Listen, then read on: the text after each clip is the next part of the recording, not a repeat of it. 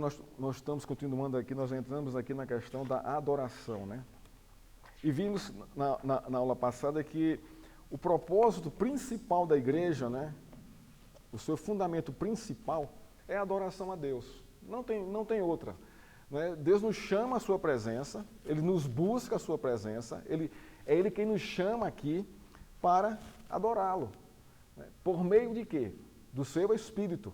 Por isso que quando Jesus se encontra com a mulher samaritana, esse foi o nosso texto básico, Mateus 4, ali 23 e 24, né? Os dois versos. Ele disse que a hora já chegou, aonde Deus, né, procura os seus verdadeiros adoradores, aqueles que o adorem em espírito e em verdade. E é interessante como esse texto, irmãos, ele fundamenta, né? Abra lá, em João capítulo 4, né? Isso foi o nosso texto base aqui da nossa exposição, né? Os versos 23 a 24. Né? Diz assim, Jesus Cristo falando com a mulher samaritana. Aqui ele está expondo, aqui ele está revelando, né, o fundamento da adoração a Deus, o fundamento básico, o principal, o fundamento bíblico da adoração a Deus. Ele diz assim, mas vem a hora, e já chegou, em que os verdadeiros adoradores adorarão o Pai em espírito e em verdade. Esse aqui é o ponto. Então, o que é que Jesus está dizendo aqui? Olha, a mulher samaritana, ela tinha uma tensão a respeito da adoração. Né? Vocês dizem que é lá em Jerusalém, nós dissemos que é aqui em Samaria. Mas o foco dela ainda era o sacrifício por animais. E é interessante que essa mulher também simboliza, né, a religiosidade e a hipocrisia na adoração. É justamente isso que Deus está quebrando e rompendo aqui com o discurso aqui de Jesus Cristo. Não é? Olha, nem é na religiosidade, nem é no cerimonialismo, nem é na hipocrisia de vocês que vocês vão me adorar. Porque os adoradores que vão me adorar em espírito e em verdade. Então, ele vai pontuar aqui para essa mulher, vai confrontar essa mulher, não é, com a prática, né, hipócrita e religiosa da adoração dela. Né? Esse é o ponto aqui. Então ele vai dizer isso, não é? E ele continua aqui. Porque esses são esses que o Pai procura para seus adoradores. Olha só. Então ele pontua primeiro dizendo o quê? Que a hora já chegou, a hora é essa. Aonde vocês vão me adorar em espírito e em verdade. Então ele pontua primeiro que a hora é chegada. Segundo, o modo da adoração, que é em espírito e em verdade. E terceiro, é o Pai quem procura os adoradores. Isso aqui, irmãos, é algo assim fantástico. Por quê? Porque vai tirar do homem toda a sua motivação de adorar a Deus. Por quê? Porque quando o homem procura adorar a Deus, né, ele é motivado por sua justiça própria. E ele acha que merece estar na presença de Deus, porque está ofertando a Deus a sua adoração. Então Deus disse, olha, não é assim que funciona. Não é assim que funciona. A minha adoração ela é específica. Quem dita as regras sou eu. Não são vocês. Porque todas as vezes, irmãos, que o homem procura adorar a Deus por si mesmo, vai desencambar em idolatria. Esse é o ponto. Paulo fala isso em 1 Romanos, capítulo 1. Não é? Eles trocaram a verdade de Deus aí porque é o próprio homem se achando justo, se achando que entende, que conhece a Deus, então agora eu vou promover a adoração a Ele. Não é assim que funciona. E nesse contexto aqui, a mulher samaritana pensava dessa forma. Por quê? Porque a vida que ela levava era uma. E a vida, quando ela ia adorar, era outra. Quando ela entrava no templo para adorar, era aquela mulher santa. Mas quando ela saía do templo, ela tinha uma outra vida, completamente diferente. O texto fala que Jesus confronta ela, vai chamar teu marido. Ela disse, eu não tenho marido. Ele fez, bem disseste. Você teve sim, que esse que você tem agora não é seu marido. Então, está vendo aí? Então, ela era uma mulher religiosa, ela sabia que tinha que adorar a Deus, mas a vida dela era incompatível, não é? Era incompatível com os requisitos de Deus para adoração. O que é que Jesus está fazendo com essa mulher? Procurando ela para adorar a Deus da forma certa. Porque é Deus quem procura os verdadeiros adoradores. E quando Jesus confronta aquela mulher, era Deus chamando-a para ser sua adoradora. Não foi assim que ele fez comigo e com você? Da mesma forma. Da mesma forma. Então, esse aqui é o nosso texto básico. Então, aqui é o terceiro ponto. É Deus quem procura. Não somos nós, por livre e espontânea vontade, que procuramos adorar a Deus, irmãos. Não é o homem que faz isso. Não é, porque Deus não aceita esse tipo de oração. Esse tipo de adoração, desculpa. A adoração a Deus ela é específica, é Ele quem traça as normas, é ele quem pontua, quem escreve, quem mostra. Diz, eu quero assim. É assim que deve ser a adoração, em espírito e em verdade. Aqui vem o quarto ponto desse texto aqui. O que é adoração em espírito e em verdade? Que o texto diz aqui, de que Jesus Cristo está falando aqui. Ele tinha conteúdo para dizer isso. Mas como era que a mulher ia entender essa afirmação de Cristo aqui? E ela vai entender, porque ela diz, veja que tu és profeta. É a primeira leitura que ele tem dela, mas quando ele fala, não é, da vida pessoal dela, que ela deixa o cântaro e corre para a cidade para testemunhar de Jesus Cristo, ali sim, ali ela já entendeu que a adoração é em espírito e em verdade. Por quê? O que é que ela diz ao povo lá? Venham conhecer um homem que falou toda a verdade a meu respeito. Estão entendendo aqui no texto como é que funciona? Então Cristo revela que a adoração é em espírito, porque Deus é espírito, e nós temos que entender isso. Ele não tem forma, ele não tem imagem, ele não pode ser transfigurado em imagem de escultura, de semelhança, seja lá do que for, porque não é assim que funciona. Não é assim que funciona. E em verdade, qual é a verdade aqui? A verdade aqui é de quem eu sou e de quem é Cristo. Eu sou uma pecadora, a mulher disse aqui.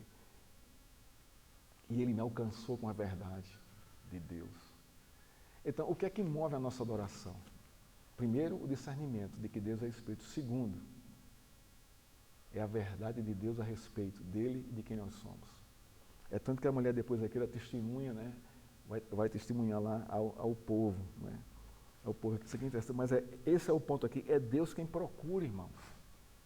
Jesus diz lá em Lucas 19, eu vim buscar o que se havia, buscar e salvar o que se havia perdido. Deus está procurando. Essa procura é uma procura com propósitos finais, até encontrar, e ele encontra mesmo. Então, a partir daí, nós somos adoradores. Então, quando nós nos voltamos para a igreja, irmãos, a leitura que fazemos, não é, do modo geral, que aqui a gente não pode julgar o coração de ninguém, não é, mas que todos os crentes foram chamados por Cristo, foram encontrados. Deus procurou e encontrou. E colocou em nós o seu Espírito. Por isso que nós clamamos Pai. E isso é adoração, está lá em Gálatas 4. Porque sois filhos de Deus, não é, colocou no nosso coração o Espírito de seu Filho que clama Abba, que quer dizer Pai no hebraico. Irmãos, isso é extraordinário, isso é algo assim que Deus nos deu de uma forma assim graciosa e misericórdia. Por isso que o salmista diz no Salmo 50, Davi apela para a riqueza da misericórdia de Deus. Vocês estão vendo, como igreja, então, os crentes devem ter essa consciência, ou pelo menos deveriam entender esse conteúdo da adoração. Então, quando Deus chama a sua igreja aqui ao culto, né, nós chamamos de culto, né, que é muito mais do que isso, muito mais do que um culto, extrapola, né, o resumo de um culto literal, de vir aqui mecanicamente e orar e cantar e ouvir a palavra e ir embora para casa. Não é isso, não se resume a isso. Mas aqui é Deus chamando o seu povo para ser adorado. Pelo motivo certo, pela razão correta, pelo propósito bíblico. Porque nós entendemos que Ele é Espírito e nós adoramos segundo a verdade de Cristo exposta na Escritura. Essa é a verdadeira adoração. Essa é a verdadeira adoração. Não é simplesmente você ter um culto de 1h30 de louvor. Isso não quer dizer nada. Isso não quer dizer nada. Se a igreja não tem a consciência de quem é Cristo, de quem é Deus, do que Ele fez, né, do significado do seu sacrifício na cruz ali, para que nós estejamos aqui, não é adoração, irmãos. É um monte de gente cantando, batendo palma, alguns dançando. Isso não pontua adoração. Isso não é adoração. Não é adoração. Isso é um movimento, isso é um burburinho como aquele que houve lá no pé do monte, quando Moisés subiu para receber de Deus as tábuas da lei. Né? Quando desceu, estava aquele carnaval lá embaixo. E o povo já adorando o bezerro de ouro ali. Você está vendo o desvio? Como é fácil desviar? Não é? O povo viu ali a libertação do Egito, né? Viu o poder de Deus ali, da manifestação de Deus, Moisés falando com o povo. E bastou Moisés sair 40 dias para receber de Deus ali as ordens, a lei, e quando desceu já estava aquela bagunça lá embaixo. Porque é muito fácil a gente desviar, né, a atenção aqui. Então a adoração a Deus, irmãos, é algo que é o fundamento principal da igreja.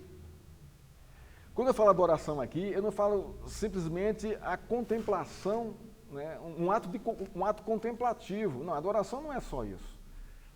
A adoração ela é sinônima de obediência a Cristo, a sua palavra, a sua lei, aos seus princípios. A adoração mexe com isso, porque é Deus que nos procura para adorá-lo e Ele é quem dita as normas da nossa adoração. Não somos nós que ditamos, irmãos, o modo de adorar a Deus. Não é? Esse é um erro grave da igreja, de muitas igrejas. Não é? Elas acham que tem essa autonomia ou esse livre-arbítrio de cultuar a Deus da maneira que eles entendem, que eles acham que é correta. E a coisa não funciona assim. Se a adoração é em espírito e em verdade, isso já é o primeiro ditame de Deus. Então, o que vem que é aparente é adorno, e não precisa. Dança, teatro, gesticulação, bater palma, tudo isso são coisas que não expressam, né, uma adoração em espírito e em verdade. São manifestações, sentimentais, não é, do processo da adoração, mas que não simboliza necessariamente que nós estamos adorando a Deus. Não é? O que é então, pastor? Qual é a dimensão da adoração? Olha, se Jesus Cristo no Novo Testamento exige 100% da nossa vida, a nossa inteireza completa para Ele, a adoração exige de nós 100% do que nós somos em Cristo. 100%. Meu trabalho, minha vida familiar, minha vida pessoal, minha vida conjugal, minha vida na igreja, o tempo todo é tempo, é momento de adoração, porque chegou esse tempo. Eu estou em casa sozinho, no meu quarto, meditando, eu estou ali adorando a Deus. Eu estou orando em casa, eu estou adorando a Deus. Eu estou lavando as panelas lá do café da manhã, do almoço lá, eu estou ali adorando a Deus. Eu estou indo trabalhar, eu estou adorando a Deus. Você vê que a dimensão da adoração é essa?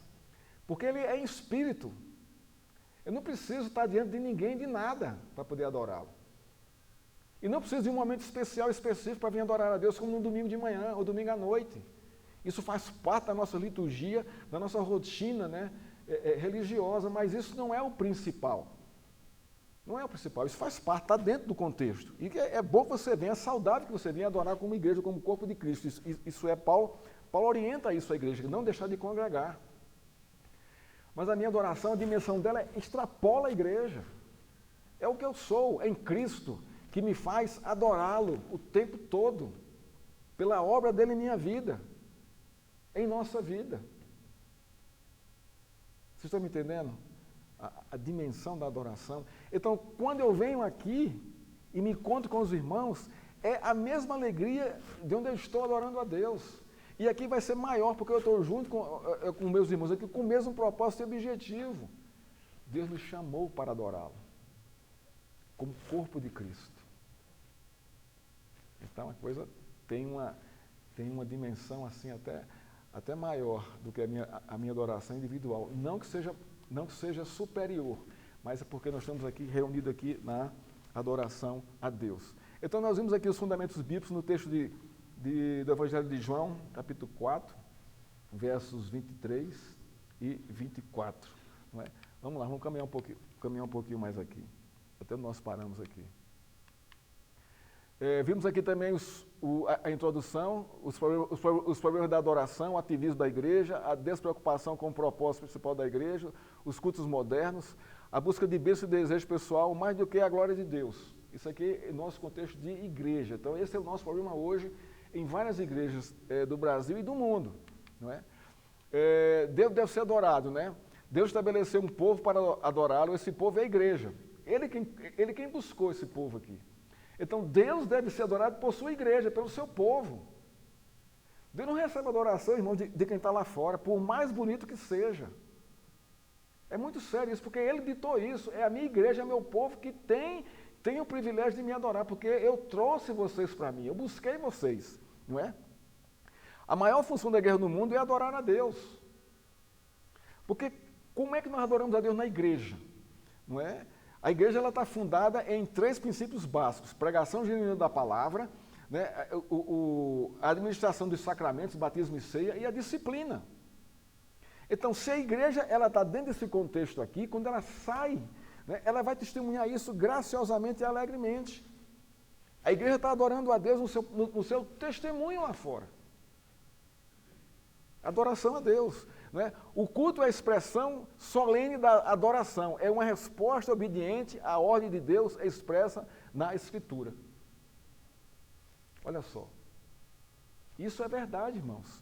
O culto é a expressão solene da adoração. O culto aqui, o culto público. Os salmos de Davi, o saltério, né? Não só de Davi, Asaf, Moisés, Jetudum e vários outros autores, até autores desconhecidos. Não é? Esses salmos eram cantados aonde? Em que contexto? No contexto do culto no tabernáculo, irmão. Que naquela época ainda não tinha o templo, né? Só em Salomão que vem aí o templo. Também tem salmos aqui de Salomão. Mas a grande maioria ali dos salmos foram escritos, o povo cultuando no tabernáculo. Mas era o quê? Era uma expressão solene da adoração a Deus. Você não vinha de qualquer jeito. Não vinha. Havia um respeito, um temor, a consciência, né? O tabernáculo representava isso. Né? Quando o povo olhava para o tabernáculo ali, o que era que o povo entendia ali? A presença de Deus. E aí, irmão, não tem esse que fica em pé diante da presença de Deus. Por isso que a palavra adoração no grego é proskrineu, que é prostrar-se. Não é? Olha só que coisa interessante. Não é? Ninguém fica em pé diante de Deus tendo essa consciência da presença dele. A gente cai por terra. Não é? A gente cai por terra, porque a gente não suporta isso. Tamanha a santidade dele. Então, o culto, irmãos, deve ser alegre, mas é solene, é uma alegria que ela é disciplinada pela solenidade. Não é aquela coisa mecânica, seca, assim, litúrgica demais, não. Não. A gente chora na adoração, a gente se alegra na adoração, não é? Você já viu esse tipo de experiência, quando você canta a Deus, quando você louva aqui ao Senhor, você tem vontade de chorar muitas vezes, mas é você com Ele, é a sua intimidade com Ele, reconhecendo isso, né? Na igreja, né? E vai mais além, é uma resposta obediente à ordem de Deus expressa na Escritura. Ele diz assim, ó, Deus porque são esses que o Pai procura para seus adoradores. Então, nós estamos obedecendo aí. Deus nos chamou à adoração. Vamos seguir mais aqui. Vimos aqui, pelo culto que a igreja vive É nele que pulsa a vida da igreja. Não é verdade, irmãos? A igreja, né,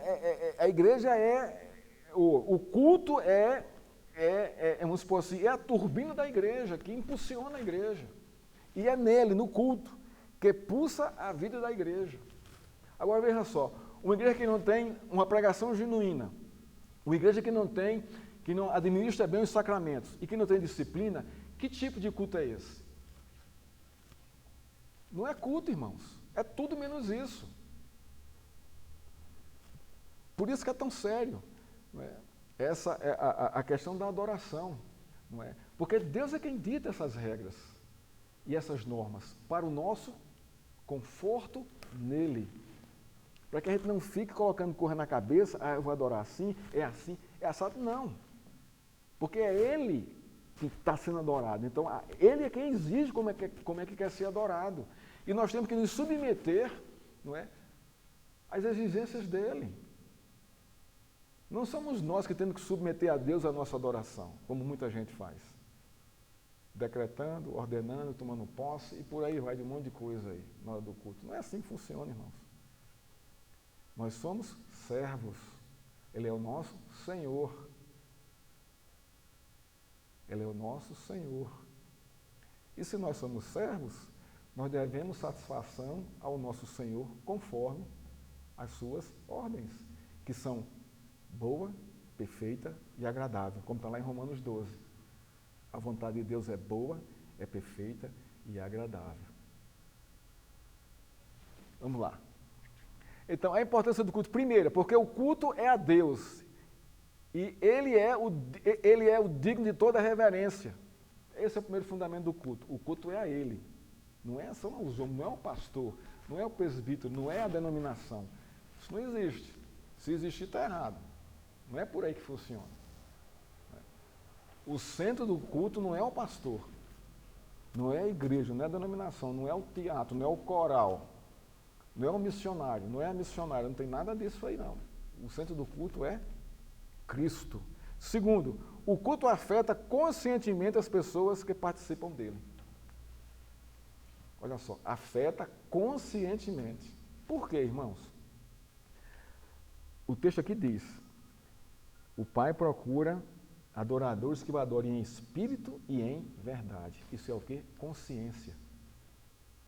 Consciência, irmãos, de quem é Deus e do que é a sua verdade. Está na exposta para nós em sua palavra. Irmãos, de Gênesis a Apocalipse,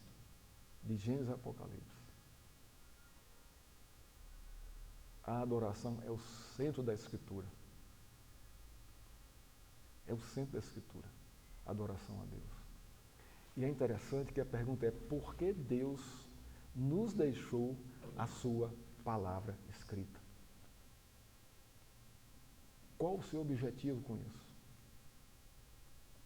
Por quê?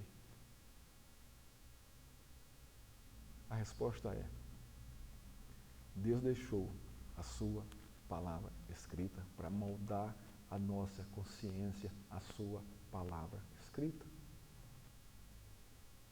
A Bíblia revela a pessoa de Deus. A Bíblia revela a pessoa de Cristo.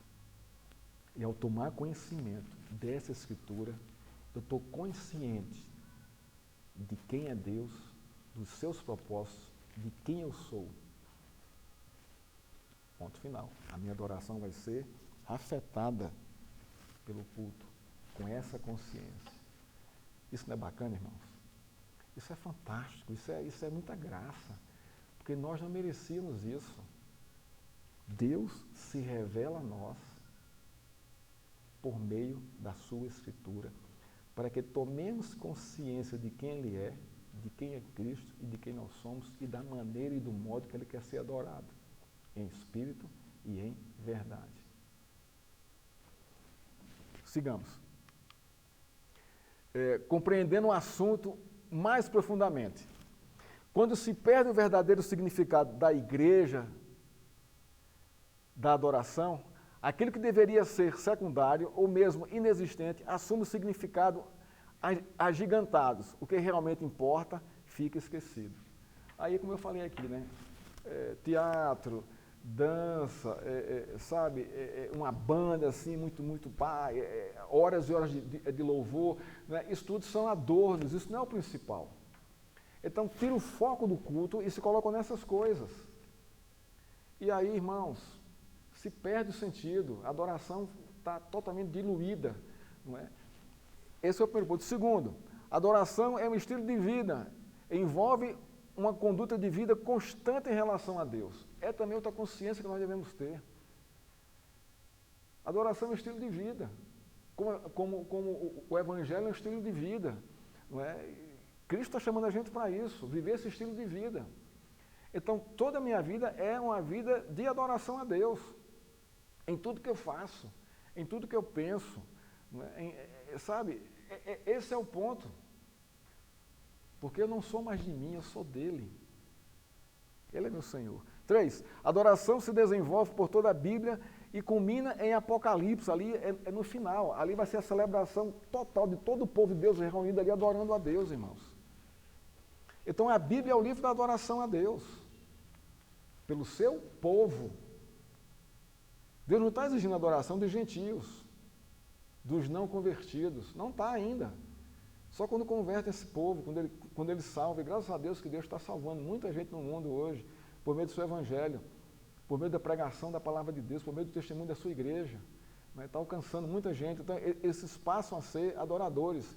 Mas quem está fora do arraial de Deus, né? Deus não está preocupado com essa adoração. Porque é abominação para ele. Né? Ele nem recebe. A adoração é central para a vida na terra e no céu. Também isso está em Apocalipse. Mostrando lá os anjos adorando, os que já morreram em Cristo, lá dentro do trono, lá adorando ao Senhor, e também aqui na terra. Então você está vendo que a adoração mexe toda a vida da igreja, em todos os aspectos, em todas as dimensões, a adoração a Deus por meio de Cristo Jesus. Conceito de adoração. Adoração é uma postura de reverência e homenagem dada a Deus. Aqui é um dos conceitos. O segundo, adoração é servir a Deus. Adoração é obediência a Deus. Adoração é apresentar-se a Deus puro e obediente. Então, se a gente pudesse resumir a adoração, a gente resumir, é obediência ao Senhor, à sua palavra, à sua vontade, né, aos seus propósitos. Né? Deus chama o homem à adoração. Deus chama o homem para a adoração de duas maneiras. Aqui já é um assunto novo hoje. Primeira, pelo desejo íntimo que colocou no coração do homem quando o criou. Isso é verdade. Todo homem, sem exceção, eu falo aqui, crente e descrente, é um adorador. Todo homem é um adorador. Porque Deus colocou no íntimo dele essa disposição de adorá-lo. Mas, infelizmente, o diabo quebrou, desviou, desvirtuou essa noção. E o que aconteceu? O homem começou a forjar os seus deuses. E aí entrou na idolatria. Mas o ponto é que Deus criou o homem para a adoração. Para adorá-lo. Em espírito e em verdade. Adão e Eva perderam essa dimensão. Eles estavam diante de Deus todo o tempo ali, servindo ao Senhor, cumprindo os mandados de Deus. Eles estavam adorando a Deus, até que pecaram. E aí houve o rompimento, houve a quebra da aliança ali, e aí a coisa desvirtuou completamente. Qual foi a primeira coisa? Qual foi o primeiro ato de Adão e Eva quando pecaram? Hã? Eu não estou ouvindo, pode tirar. Se esconder.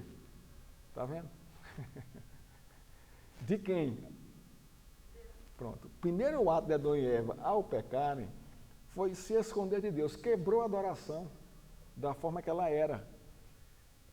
E foi preciso o quê? Deus intervir, Deus buscá-los, né, para trazer de volta a adoração. Não da forma que era antes. Porque eles foram expulsos, né, do paraíso. Mas Deus não exterminou os dois. Né? Deus continuou o processo, graças a Deus por isso, pela riqueza da sua misericórdia, prometendo aquele que viria esmagaria a cabeça da serpente e traria de volta, não é, essa adoração a Deus plena e perfeita. E Deus deixou, né, Deus consertou ali Adão e Eva, né? E a gente vê isso em todo o processo da história, Deus sempre renovando a sua aliança, né, com o seu povo, né, através do descendente, né, dos seus descendentes, né. Aí vem Adão, vem Eva, aí vem Abel, era um deles, depois Caim mata Abel, depois vem quem? Não é? Vem Sem, vem Sete, né? Primeiro que depois vem Sem, e aí vem toda a linhagem aí de adoradores a Deus, mas com essa consciência, aí Deus vem renovando, né, essa promessa aí, não é? Segundo, quando renova o seu espírito, aí já vem um outro propósito, uma outra dimensão da adoração.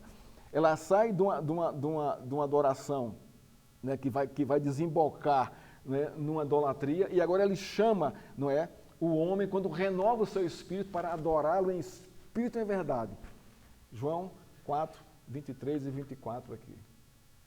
Então, esses são os adoradores de Deus, em espírito e em verdade, aquele que Deus renovou o seu espírito, recriou, fez renascer, deu um novo nascimento, trouxe convicção de pecado e arrependimento, trouxe restauração, justificação, salvação, né? Trouxe redenção para eles. Então, esses são aqueles que adoram a Deus em espírito e em verdade. A adoração é uma ordem divina. Isso é uma coisa interessante que a gente passa e não percebe isso. A adoração é uma ordem divina, irmãos. Para quem? Para a sua igreja. Mas é uma ordem graciosa.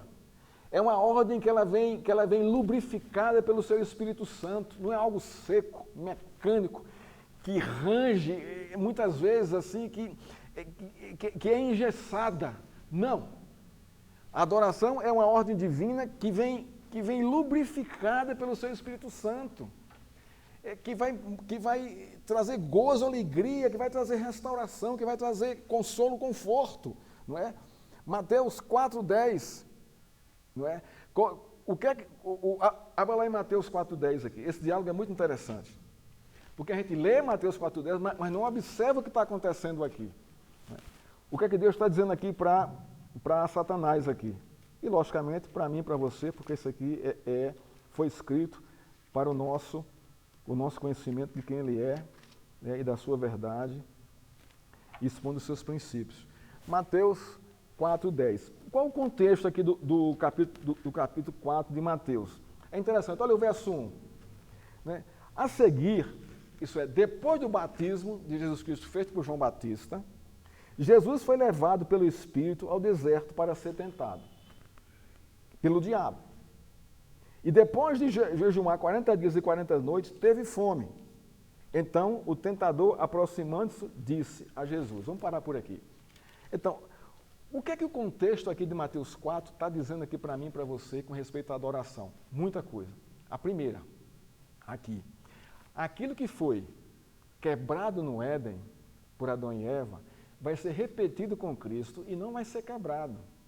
Cristo vai tomar aqui a postura correta, né, quando o diabo tentou a Cristo. Né? Esse aqui é o primeiro ponto. Então ele começa aqui. Vamos aqui para o verso 10, que é mais interessante. Então o diabo faz aqui 3 tentações para Cristo. Mas o verso 10 aqui é muito interessante a respeito dessa ordem divina para a adoração. Então o diabo ainda o levou, aqui no verso 8, levou Jesus a um monte muito alto, mostrou-lhe todos os reinos do mundo e a glória deles, e disse: tudo isso lhe darei se prostrado você me adorar. Então, nesse texto aqui, há uma mentira grandiosa aqui. Vocês percebem qual é a mentira aqui do diabo? Qual é, Moreira? Exatamente. Exatamente. O que é que o diabo... Olha só. Então, quem lê isso aqui e não discerne, acha que o diabo é dono desse mundo todo, de tudo isso que ele está dizendo aqui. Não é, irmãos. Ele não é. Olha aqui, ó. Mostrou-lhe todos os reinos do mundo e a glória deles e disse: tudo isso te darei. Isso não é nada dele, ele não tem nada. Essa aqui é uma mentira gravíssima aqui do diabo, para poder enganar a Cristo, como ele enganou a Eva lá no Éden. Olha, no dia que vocês comerem aquele fruto, vocês vão se abrir os olhos de vocês. Jesus, olha, eu vou te dar toda a glória do mundo aqui, se você realmente, né, prostrado, você me adorar. Olha só. Olha só. O que é que o diabo quer, irmãos? Eu acho que aí, nesse momento, ele viu Cristo como um outro homem. Não, ele sabia que era Cristo. Ele sabia que era ele, que era o Messias. Ele aqui tentou como tentou Adão e Eva. Ele achava que Cristo ia cair do mesmo jeito, porque Adão e Eva eram sem pecado. Cristo aqui era sem pecado. Então, mas o fato aqui, qual é o propósito do diabo? Ser adorado como Deus. O que é que Jesus fala aqui? Então, Jesus lhe o quê? Ordenou. Deu uma ordem para ele. Vai embora, Satanás, porque está escrito: adore o Senhor, seu Deus, e preste culto somente a Ele. Então, Deus mandou o diabo o quê? Adorar a Deus e prestar culto a Ele. O diálogo aqui é entre Deus e entre Cristo e o diabo aqui. Qual é a aplicação para mim e para você aqui? É respeitar essa ordem divina. Assim como o diabo recebeu essa ordem divina, ele sabia disso, né? Que ele, quando caiu, ele fazia justamente isso aqui lá diante de Deus, né? Foi expulso do céu, né? Porque se corrompeu lá. Ele sabia disso. Mas aqui é uma ordem de Deus: adore o Senhor seu Deus e preste culto somente a Ele. Adoração e culto. Está vendo aqui as palavras aqui em comum, similares aqui? Então é uma ordem divina. E João 4, 23, Deus procura os verdadeiros adoradores que o adorem em espírito e em verdade. Olha, para cumprir essa sua ordem. Então, Deus dá a ordem, isso é que é interessante na Escritura. Deus dá a ordem, dita como quer ser, e capacita os seus para que cumpram a sua ordem, chamando-os para si, restaurando-os, renovando-os, dando um novo nascimento, salvando e justificando. Aí sim, ele vai receber a nossa adoração. Então, para você ver que não é uma ordem seca, mas ela é lubrificada, né, pelo Espírito Santo. Isso transborda, o óleo de Deus transborda em nossa vida para a adoração, lubrificando o nosso coração para ser uma adoração em espírito, em verdade, em sincera. Não é? Deus chama a sua igreja para adorá-lo de uma maneira simples, pura e verdadeira, reconhecendo como o soberano do universo, digno de toda adoração. É único Ele. Não existe outros deuses, irmãos. São criação do homem, fustigado pela tentação, pelo capeta, né? Pelo diabo. Não existe Deus, não existe outros deuses no universo, não existe isso, só existe um. Agostinho disse em suas confissões: criaste-nos para vós, e o nosso coração vive inquieto, enquanto não repousa em vós. Isso é Agostinho falando nas suas confissões. Mas quando foi que Agostinho repousou o coração em Deus? Ele procurou de várias maneiras e não conseguiu repousar. Lutero também não conseguiu repousar o coração em Deus, até que Deus o chamou. Deus o encontrou, tanto um como o outro, como a mim e a você. Aí ele repousou o coração em Deus. E ao repousar o coração em Deus, qual é a nossa primeira atitude? A adoração. Não tem outra. Por quê? Porque Deus nos criou para adorá-lo. Isso é restaurado em nosso coração. Essa ruptura que houve com o pecado, né? Deus tira e restaura. E nós podemos agora, em espírito e em verdade, adorá-lo.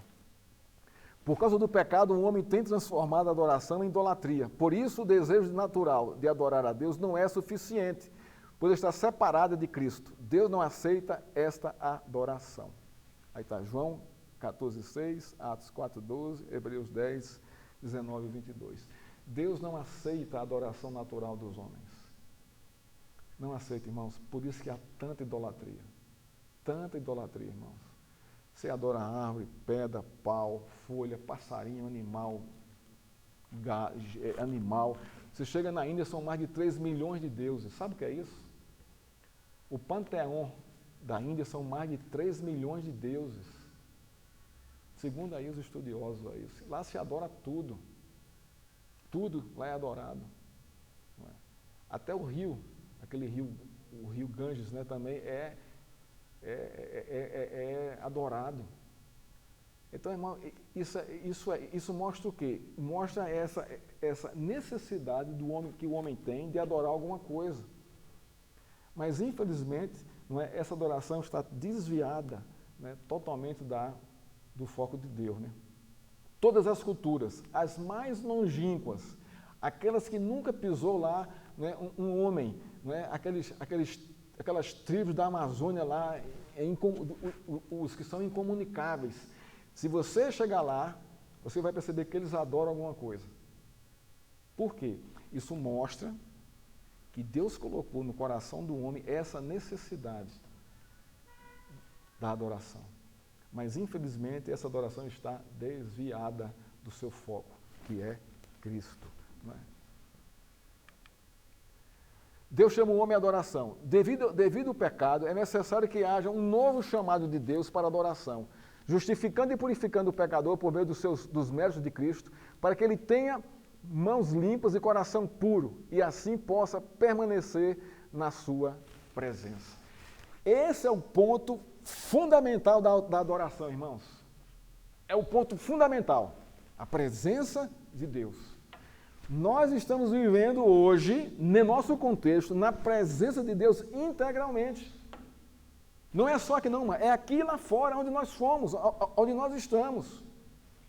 Porque esse é o foco principal da adoração. Adão e Eva perderam essa presença. Deus os expulsou do paraíso. Jesus Cristo trouxe de volta. A nossa vida é para estar na presença de Deus. Quando Cristo morreu, foi crucificado, qual foi o evento primeiro após a morte de Cristo? Extra ali o Calvário. O que aconteceu quando Cristo morreu? Quando Cristo padeceu, entregou a Deus seu Espírito. Pois não, Nil. Muito, pode falar. Pode tirar a máscara e falar aí. O véu rasgou-se como? De alto a baixo. Irmãos, o que é que Deus estava dizendo com aquilo? Então, veja, foram dois momentos importantíssimos para a igreja. Quase simultâneos, ou talvez simultâneos. A morte de Cristo e o véu se rasgando de alto a baixo. Então, todo aquele cerimonialismo que havia para entrarmos na presença de Deus, Cristo o quê? Cristo derrubou, Cristo rompeu, Cristo com a sua morte rasgou o véu e expôs Deus aos nossos olhos, nos colocou diretamente na sua presença. Isso é adoração. Vocês estão me entendendo o que é que está acontecendo? Por isso que a adoração é esse permanecer na presença de Deus, porque Cristo em sua morte promoveu isso para a sua igreja. O véu foi rasgado, irmão, Deus foi exposto, revelado. Nós temos acesso agora ao Santo dos Santos por meio do sangue de Cristo. Numa adoração sincera, graciosa, numa adoração fraquejada pela nossa natureza, mas nós podemos entrar ali por causa de Cristo e adorá-lo e permanecer em sua presença. A nossa adoração, ela é fraca, ela é frágil. Ela é cheia de fraquezas por causa da nossa natureza ainda humana, pecadora. Mas temos a graça, pela riqueza da misericórdia de Deus, de entrar em sua presença, de estar em sua presença. Nós não precisamos mais entrar, porque nós já estamos na presença dele. Porque o véu foi rasgado, irmão, de alto a baixo. São dois fatos assim portentosos, né? Ali, naquele momento ali, o Calvário e o véu do templo se rasgando. E é interessante que não rasgou de baixo para cima, não foi o homem que rasgou, porque a gente não tinha esse entendimento, ninguém tinha, nem os apóstolos tinham esse entendimento do que estava acontecendo, nem com Cristo, nem com o que houve lá no templo. Eles não tinham, eles vieram entender isso depois, muito tempo depois. De tão grande que foi essa ação de Deus para o seu povo. Não é que o templo deixou de ter o seu papel, de ter a sua função. Não, permanece. Mas não como antes, que havia todo um ritual, que só quem entrava ali era o sacerdote, o sumo sacerdote, uma vez por ano, para interceder pelo povo. O povo não entrava, irmãos. Os gentios, que eram nós, a gente ficava lá no átrio, que nem no santo, né, lugar a gente entrava, porque nós não éramos judeus. Cristo, ao rasgar isso aí, não é? Ele rompe todo aquele ritual, toda essa barreira que impedia a mistura das nações para adorar, para estar em sua presença. Então, é muito mais interessante a gente interpretar da seguinte forma: Deus veio à nossa presença, porque foi rasgado de alto a baixo, não de baixo para cima. Deus mesmo veio à nossa presença, para que nós o adoremos em espírito e em verdade pela pessoa de Cristo. Então, estarmos aqui, irmãos, é algo assim, a gente não tem ideia.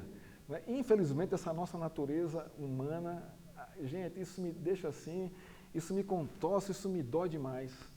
Porque é ver essa alegria, ver essa realidade, ver essa verdade, né? E não poder participar plenamente dela. Só ter os flashes, um gostinho assim, né, no coração, mas não pleno. Porque a minha natureza humana não deixa. E a minha luta justamente é contra essa natureza pecadora, né? Aqui é adoração a Deus, né? Nós estamos, irmãos, esse é o ponto. Nós estamos todo o tempo na presença de Deus. Então, todo o tempo é tempo de adorá-lo. Esse aqui é o ponto. E isso é interessante porque isso vai fazer com que, não é, a gente refreie o nosso pecado. Não é? A gente refreia os nossos impulsos, né? Muitas vezes, né? Para atitudes. Como eu sofro com isso, irmãos? Como eu sofro com isso? Não é? Os impulsos, às vezes, são mais rápidos do que a minha consciência de que eu estou na presença de Deus. Eu acho que também você sofre a mesma coisa, né? Esses impulsos assim, impensados, umas reações assim impensadas que a gente tem, ela às vezes é mais rápida, não é? Ou é mais rápida do que a consciência de que estamos na presença de Deus todo o tempo. Aí a gente acaba pecando. Salmo 24, 4, que diz o texto: o que é limpo de mãos e puro de coração, que não entrega sua alma à falsidade, nem faz juramento com a intenção de enganar. Esse aqui é que está na presença de Deus, né? Esse aqui está falando do justo aqui, né? O que é limpo de mãos e puro de coração, né? Vamos caminhar um pouco mais aqui. Deus dita as regras de adoração. Deus dita as regras da adoração para Ele. Quais são os motivos por que Deus dita as regras para mim e para você? Primeiro, para nós não sermos idólatras na adoração. Evitar a idolatria. Você está vendo como Ele é gracioso conosco? Irmãos, a história é o seguinte, né? Nós éramos rebeldes, né? Não tínhamos qualquer parâmetro de nada, não tínhamos qualquer limite de nada na nossa vida, não é?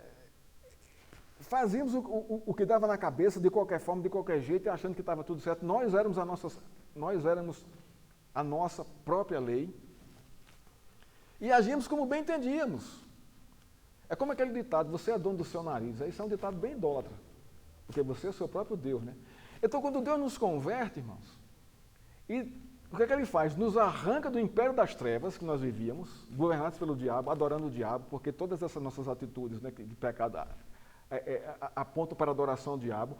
Deus nos arranca desse império das trevas e nos coloca no reino do Filho do seu amor. Então, ele nos tira de um império e põe no seu reino. Ele nos resgata para cá. Quando nós chegamos aqui, então qual é o primeiro impacto? Ora, eu estou no reino de Deus. Então, se é um reino, então há um rei, há uma lei, e eu sou o quê? Eu sou o quê? Eu sou o seu servo, eu sou o seu, né? Eu não sou o senhor do meu senhor, eu sou o servo do meu senhor. Então, Deus começa a moldar a nossa vida dentro da estrutura, não é, da lei do seu reino. Esse é o ponto. Então, Deus vai lapidando a nossa vida até que cheguemos à estatura perfeita de Cristo. Mas é preciso o Senhor trabalhar em nossa vida. Então, para isso, Ele vai ditar as regras, lubrificadas pela riqueza da sua misericórdia. E aí vem o seu Espírito Santo, aí vem todo um contexto aí que não deixa que essa lei seja tão rígida ao ponto de quebrar a nossa vida, mas pelo contrário, ao ponto de restaurar a nossa vida, como está lá no Salmo 19. Então, a primeira atitude é, ele dita as regras para que a nossa adoração não seja uma adoração idólatra. Ele nos está tirando a nossa vida da idolatria. Tudo que toma o lugar de Deus, irmão, na adoração é idolatria. Aí você tem filho, tem casa, tem carro, tem profissão, tem aplicação na bolsa, aplicação no mercado de capital. Então, se tudo isso toma, né, o lugar de Deus na sua vida, não é, passou a ser uma adoração idólatra. Não é que isso não deva fazer parte. Deve fazer parte da sua vida, claro, mas você colocando os pingos nos is ali. Não, Deus é Deus. Isso aqui é meramente uma coisa que...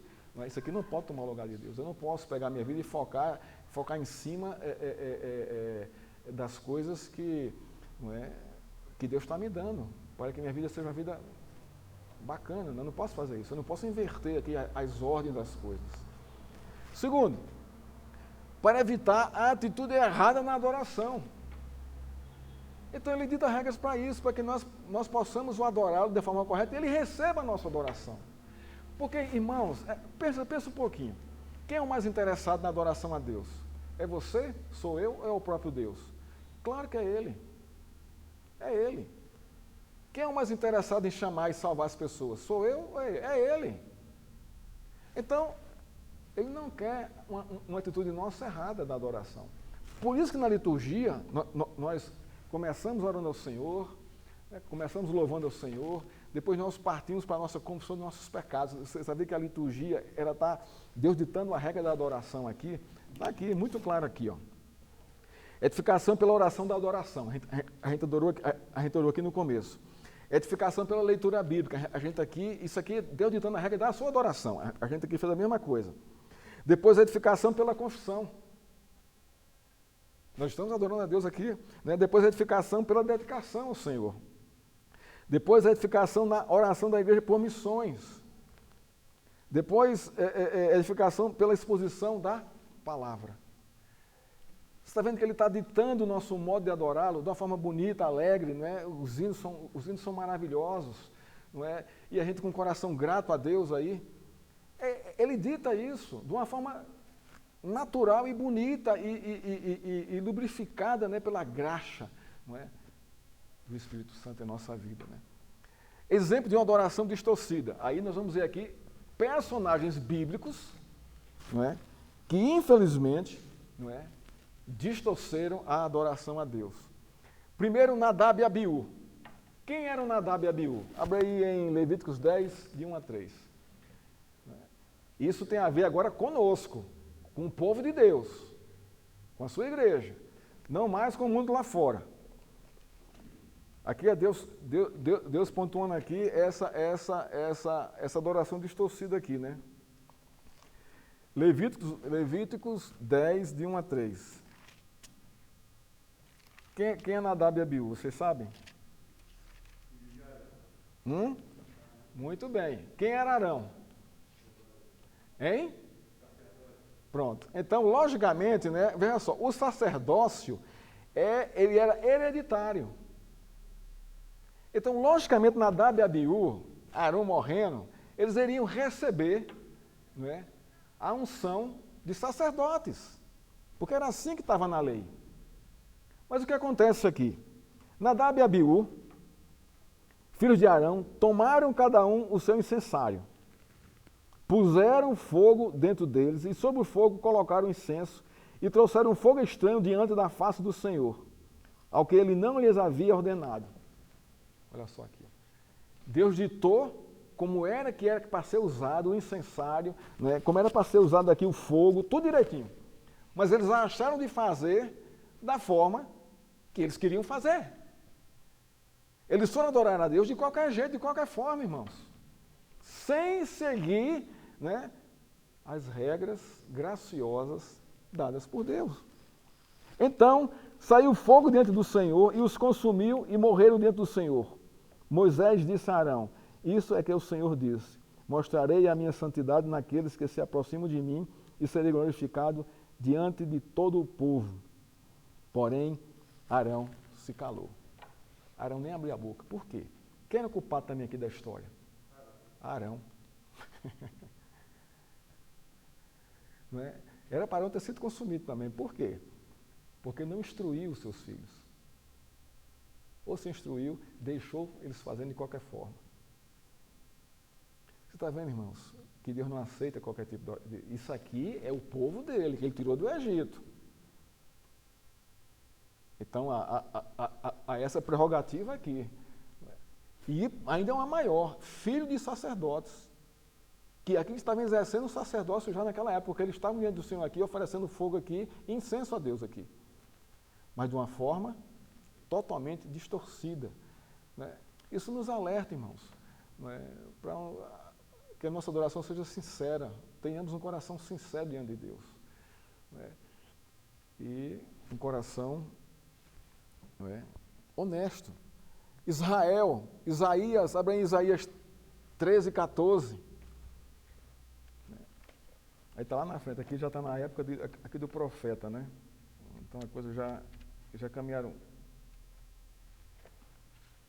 Aqui já está, o povo aqui já está bem maduro, né? Já caminhou bastante tempo com o Senhor, seguindo ali seguindo com o Senhor por muitos tempos. Isaías 1, 13, 14. Diz assim, ó.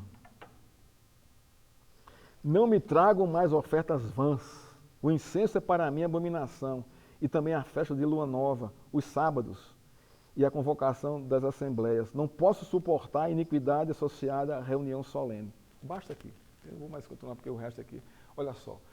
Eu não posso suportar iniquidade associada à reunião solene. O culto a mim é solene. Mas o que é que não pode fazer parte? A iniquidade. Vir de qualquer jeito para adorar a Deus. Aqui é são aqueles irmãos que têm o pé na igreja e o pé no mundo, né? Vive essas duas realidades, né? O mundo também atrai. Não é? A igreja atrai por causa do medo, não é? E o mundo atrai por causa dos seus prazeres, né? Então, isso é complicado. Deus não recebe essa adoração. E esses irmãos sofrem muito, porque Deus não deixa a sua santidade sem julgamento e sem disciplina. Não deixa. Se for um eleito mesmo do Senhor, Ele não deixa. Se não for, Ele vai entregar a própria sorte. É o pior juízo de Deus. Está lá também Romanos capítulo 1, quando Deus entrega o homem a sua própria sorte. Aí Ele faz um monte de besteira. Ele faz coisas que a gente nem imagina o que a natureza humana é capaz de fazer. Depois, Malaquias, capítulo 1, vamos lá para Malaquias. Malaquias é aquele profeta onde a situação estava até pior do que... Quem encontrar pode ler aí, por favor.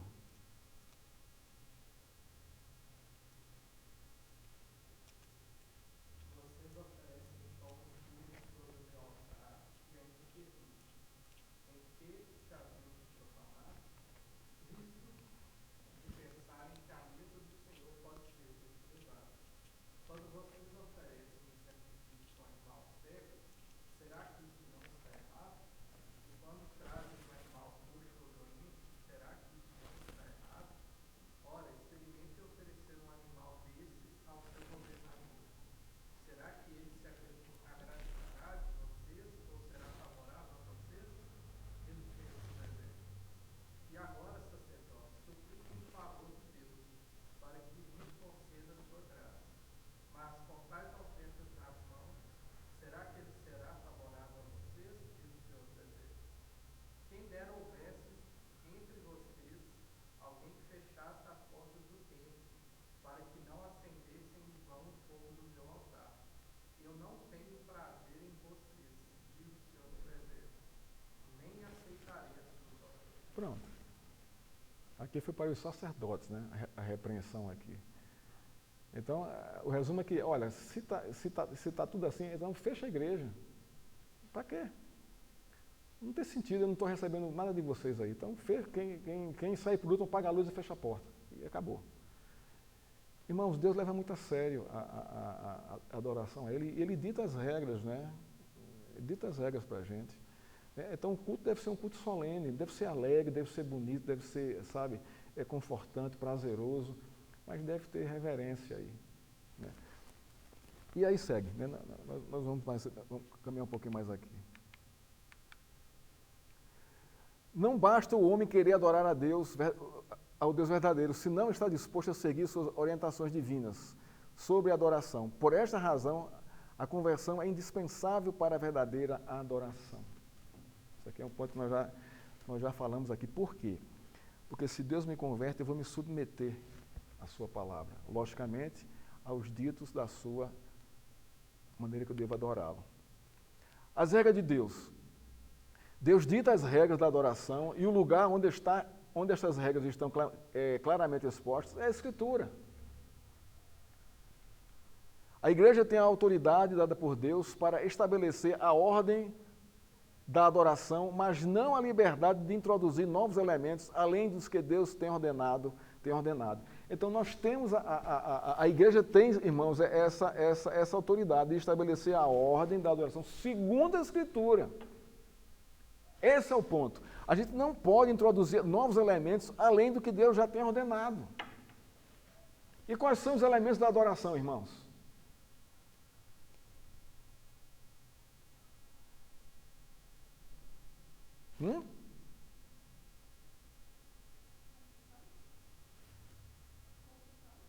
Quais são os elementos da adoração? Como é que nós adoramos a Deus?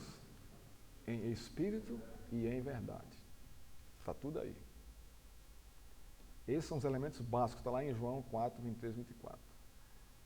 A palavra, a exposição das Escrituras, a consciência da Escritura, de quem é Deus, né, e os princípios da Escritura. O culto, portanto, deve ser derivado dos elementos que estão na palavra de Deus. Nada pode ser acrescentado ou diminuído. A gente sofre hoje, nos nossos dias, uma crise muito grande na adoração, irmãos, porque misturou-se muita coisa. Muita coisa. Igrejas assim que são verdadeiras casas de show, podemos dizer assim. Jogo de luz, gelo seco, um telão atrás, passando imagens, quando se canta o louvor, quando o pastor prega, pastor virou coach, né, agora, não tem mais púlpito, né, o pastor é todo produzido na sua vestimenta para trazer a palavra, não é? Os desafios, né, a confrontação da Escritura, ela foi amenizada, né? Não tem mais aquele impacto, né? Então tudo isso é distorção do verdadeiro culto a Deus. Louvores longos demais, bandas assim com sabe? Então, isso é muito sério em nossos dias. Palavras de 15, 10 minutos de pregação, né? Palavras de autoestima, mais do que realmente o confronto com as Escrituras, né? Elevar a estima da igreja, do povo aí que está ouvindo aí. Então, nós estamos assim hoje. Não é? Você espreme, né, o que esses pregadores estão pregando e você fica perguntando, e aí? É melhor ouvir um discurso, uma palestra de Pondé, né, uma palestra de outros cacifes aí da autoestima, da psicologia, né? O Cortella, esses homens aí, você vai ouvir coisas com muito mais sentido do que você está ouvindo nas igrejas. Né? É uma tristeza isso. É um desvio assim muito grande. Isso é apostasia mesmo. É apostasia. Porque o foco principal, irmão, do culto não é a palavra de Deus. É uma exposição séria, centrada, simples, mas com capricho, sabe? Não precisa ser uma coisa... Não, uma coisa simples. Leia as Escrituras, explica o que você está lendo ali, só isso, mais nada. Deixa que ela vai confrontar as pessoas. Esse é o nosso contexto hoje. Não é? A nossa luta hoje, né, como uma igreja séria, é muito difícil, porque você não vê igrejas sérias cheias. Você não vê. Também, isso também não é uma desculpa. Né? Mas tem igrejas sérias que são grandes. Mas são poucas que a gente encontra. A grande maioria são igrejas assim, que são mais palavras de autoestima no púlpito, né? Palavras tratando da psicologia humana do que qualquer outra coisa. E as igrejas estão assim, abarrotadas. Não é? Porque não há confronto com o pecado da plateia. Não se confronta mais pecado. Isso não dá ibope, isso não dá crescimento. É uma tristeza isso. Vamos lá. A quem o culto deve ser agradar? Quem presta o culto? Aquele a quem quem presta o culto? É uma boa pergunta, né? E a segunda, aquele a quem o culto é dirigido. A quem o culto é dirigido? Então, quem presta o culto? Somos nós. E a quem o culto é dirigido? A Deus. Ok, vamos encerrar aqui. Precisamos entender, no culto, o gosto pessoal não é o critério final, mas a palavra de Deus, ela é a norma que Deus deu à igreja para que o culto seja conforme a sua vontade. Nós vamos parar por aqui. Nós vamos continuar na próxima aula, para encerrarmos aqui. Vamos orar ao Senhor? Pai, obrigado pela Tua palavra, obrigado pelo Teu ensino, que o Senhor nos ajude, Senhor, a sermos sinceros, a sermos honestos na adoração ao Senhor. E que a adoração, Pai, seja um estilo de vida, Pai, ou o estilo de vida para nós. Perdoa nossos pecados, nos abençoa. Obrigado pela Tua presença aqui e dos irmãos também. Assim te oramos, em nome de Cristo. Amém.